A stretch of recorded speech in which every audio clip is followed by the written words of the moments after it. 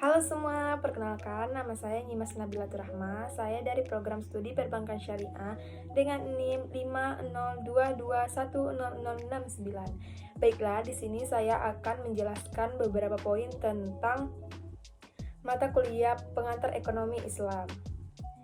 Langsung saja simak video ini. Baiklah, langsung saja saya akan menjelaskan poin yang pertama, konsep dasar ekonomi Islam.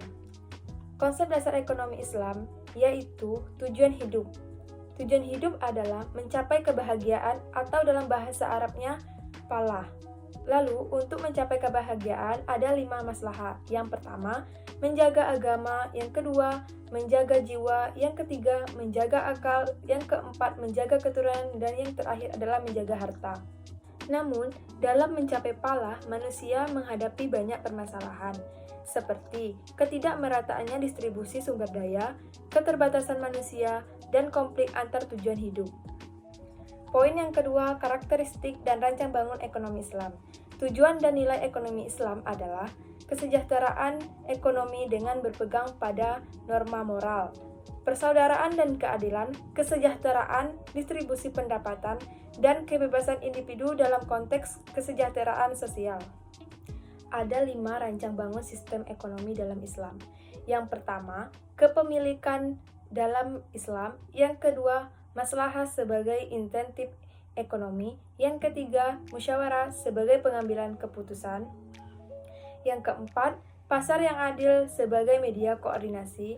Yang kelima, pelaku ekonomi dalam Islam. Ada beberapa pelaku dalam ekonomi Islam.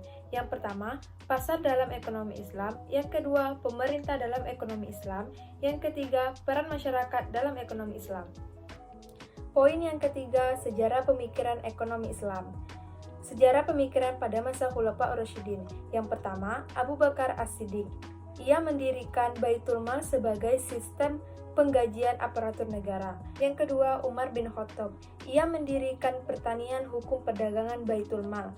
Yang ketiga, Umar bin Affan. Ia mendirikan kepolisian angkatan laut Provinsi Baru.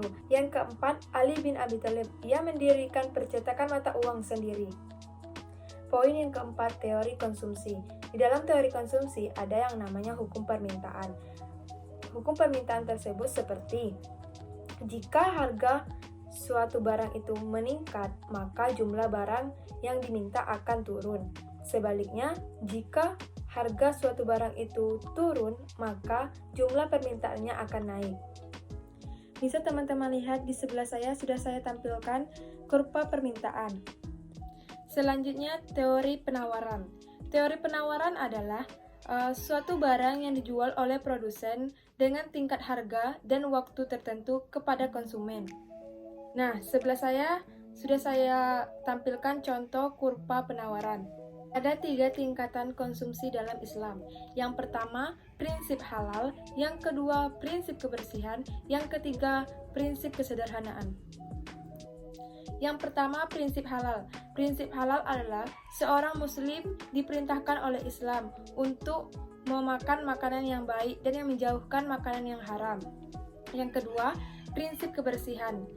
Seseorang muslim wajib mengkonsumsi barang yang bersih maupun dari cara mendapatkannya dan cara pembuatannya. Yang ketiga, prinsip kesederhanaan.